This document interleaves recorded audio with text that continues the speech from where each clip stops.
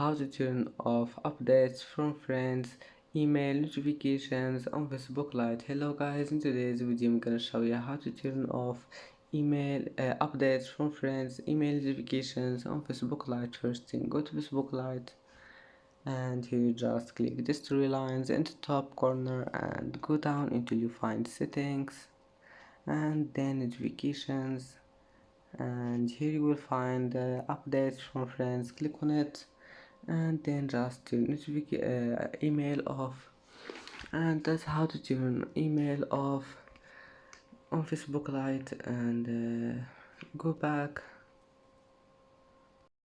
and that's it for today's video. If you like this video, please don't forget to like and don't forget to subscribe, and thank you for watching this video until the end, and now see you in the next video.